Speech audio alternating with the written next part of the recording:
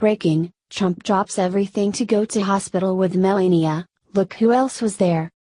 Despite his busy schedule, President Trump was forced to head to the hospital with Melania when he learned who was there. President Trump made time yesterday to pay a visit to the Walter Reed National Military Medical Center. He met with wounded soldiers and awarded Army Sergeant First Class Alvaro Barrientos the Purple Heart. Via Washington Times. Sergeant Barrientos was injured while serving in Afghanistan and lost most of his leg. The Purple Heart is the oldest military award still given, and honors brave soldiers wounded in combat. When I heard about this, I wanted to do it myself, President Trump said. President Trump was joined by First Lady Melania. The presidential family joined Sergeant Barrientos and his wife, Tammy, for a picture in front of a presidential display. This is President Trump's first visit to the military hospital located in Bethesda. After awarding the Purple Heart, President Trump met privately with other wounded soldiers. It is nice to have a president who genuinely cares about the sacrifices made by our servicemen. President Trump did not need to award the medal personally, yet he did so to remind members of our military that they will not be forgotten. When former President Obama awarded similar honors, he used the opportunity for self-promotion. The actions of Obama made it clear that he did not support our troops. The military was stripped down to the nuts and bolts under Obama, and what was once the world's greatest military was allowed to decay over the course of 8 years. Obama made it his personal mission to undermine American military might as our forces shrank and shrank. On the other hand, President Trump has made his commitment to our military clear. He has vowed to increase funding, allowing our military to operate at full capacity once again, while giving military leaders the power they'd need to do their job once more. Is our First Lady a class act? Tell America what you think. Sergeant Barrientos smiled with pride while being awarded a great honor from a president who truly cares. Our military is on track to recover from the errors of the Obama administration, as we regain our status on the world stage. Do you think President Trump loves our troops? Please share the story on Facebook and tell us what you think because we want to hear your voice. Oh my God. McCain insulted Trump, so Trump hit him with his secret weapon. Senator John McCain loved the fact that Trump launched an airstrike on Syria and now is saying that Trump should go further. McCain is a warmonger. Well, I think the fact that we acted was very important. And I support the president's action, McCain said. Here is what McCain said. But the signal that they're able to fly almost right away out of the same facility indicates that I don't think we did as thorough enough job, which would have been cratering the runways, McCain said Sunday morning on Face the Nation.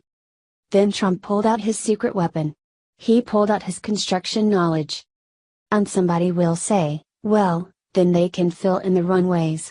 Yeah, and we can crater them again too, McCain continued. Screw these fake Republicans. They jump on board and want us to fight multiple wars. Where were they when we need to fix healthcare? Who is First Lieutenant Clint Lawrence and why should he receive a presidential pardon? A recent email message from LTC-R, Alan West is bringing the attention of the public to the travesty incurred to First Lieutenant Clint Lawrence. In it, he asks us to sign a presidential pardon. In the message, Colonel West wrote, in July 2012, First Lieutenant Clint Lawrence was sent to Afghanistan to replace a platoon leader who was seriously wounded in a Taliban attack. On his third day on the job, Clint and his men were on patrol when the U.S. helicopter radioed that a motorcycle was sitting outside of the village near a road only used by the Taliban. When the motorcycle started gunning toward the platoon, First Lieutenant Lawrence ordered his marksmen to fire. 3 men were on the motorcycle. Lawrence ordered his men to fire, 2 killed, 1 was wounded and he was charged for his actions. His defense was that he was trying to protect his men. The men in his unit testified at his trial, some for him, but others against him. About 1 year later, Lawrence was convicted of all charges. His sentence included 20 years in prison, forfeiture of all pay, and dismissal from the U.S. Army.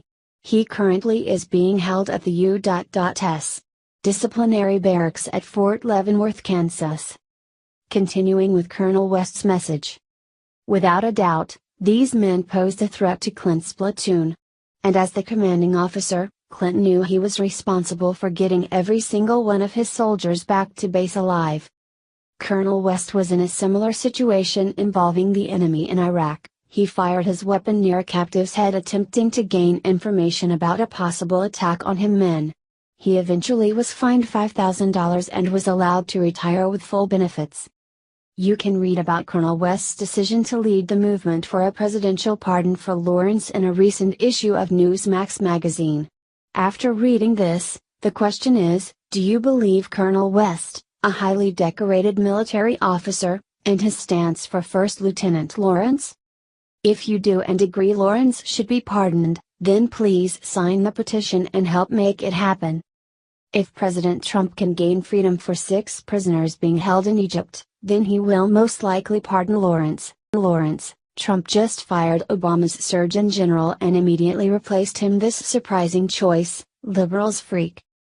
In one of the newest White House developments, Surgeon General Dr. Vivek Murthy, who was a President Obama appointee, was forced out by President Trump. He was turned down over Deputy Surgeon General Sylvia Trent Adams, who will now be the acting Surgeon General. She is an African American female nurse, no less. So much for that xenophobia people accuse the president of. Supporters of the former Attorney General are knocking her down for being what they call just a nurse. Even mainstream liberal media are taking passive-aggressive jabs at the new Surgeon General. They released an article that was titled, Dr. Vivek Murthy, an Obama appointee, resigns as Surgeon General, replaced by Deputy Sylvia Trent Adams, a nurse. Despite being only a nurse as they called her, she also has a PhD, which they failed to mention. Probably because it does not fit into their narrative. The New York Times treated her the same way by releasing an article with a similar title reading, Nurse Replaces Surgeon General After Obama Appointee Resigns. They wait until the very last paragraph of the article to note that she has the advanced doctorate degree and was a nurse in the Army who was formerly the Deputy Surgeon General. Yet when she was the Deputy Surgeon General who was second in command to her predecessor, nobody questioned her history or credentials. If she was good enough, then why is she not that okay enough now? Especially considering she would have had the role she currently has, had the former Surgeon General resign or step down. The president could have fired her when his administration began. It isn't uncommon after all to keep people in high positions such as that when a new administration is being put into place. Which means the president must have confidence in her credentials and capabilities to put her in this position. Despite the fact that this is a temporary promotion, it was the conservative media that went out and applauded Trent Adams for her promotion to this high position. The same people that liberals call racist, xenophobic, homophobic and every derogatory slur under the sun. If they were all those things, why would they be happy at her appointment? Spokesman for the Department of Health and Human Services said. Dr. Murthy, the leader of the U.S. Public Health Service Commissioned Corps, was asked to resign from his duties as Surgeon General after assisting in a smooth transition into the new Trump administration. Dr. Murthy has been relieved of his duties as Surgeon General and will continue to serve as a member of the Commissioned Corps. Secretary, Tom Price thanks him for his dedicated service to the nation.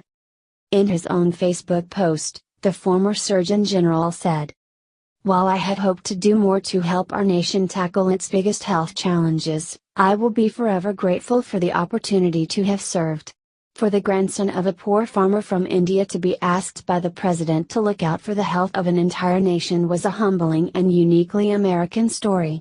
I will always be grateful to our country for welcoming my immigrant family nearly 40 years ago and giving me this opportunity to serve." As some users noted, she will be the very first female RN nurse to hold the position she currently holds. Which is a huge milestone in itself. As President Trump said during his campaign, he knows how to surround himself with talented people, and this is what he is doing. Running his country like a well-oiled machine, like he does his business. It certainly worked well for him, and business will likely continue to work for this country. It doesn't matter that she is a woman, nurse, or African American. Clearly, the president thinks she is the best woman for the job, so he appointed her. That should be enough for people, especially considering she was originally appointed by President Obama. But liberal progressives will find any excuse under the sun to criticize the president, even in a ludicrous and ridiculous situation such as this. This just shows how little liberals care about equality. They want equality when it suits their needs, benefits, and desires, but they don't when it doesn't. It is hypocrisy at its absolute finest. If you are against misogyny and xenophobia, then you are against it anywhere and everywhere, not just when it suits you. He's unbelievable. Mattis just scared Kim Jong-un to death with these 5 words. When it comes to keeping the US safe, Secretary of Defense James Mattis is not messing around. For years we have sat by and let North Korea threaten us. Those days are over. Yesterday Mattis met with his British counterpart, Michael Fallon. The two were holding a joint press conference when Secretary Mattis dropped this bombshell. North Korea must be stopped. Mattis told his crowd. This is a threat of both rhetoric and growing capability. We are working diplomatically, including with those that we might be able to enlist in this effort to get North Korea under control, but right now it appears to be going in a very reckless manner. That's got to be stopped. See? He is not messing around.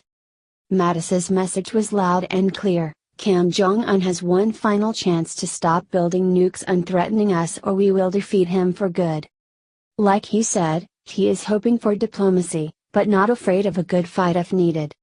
He also sent a warning to Putin, telling him to back off his political and social tampering in the world, or there will be consequences. Are you proud to have a man like James Mattis in charge? If so, share this out and let everyone know.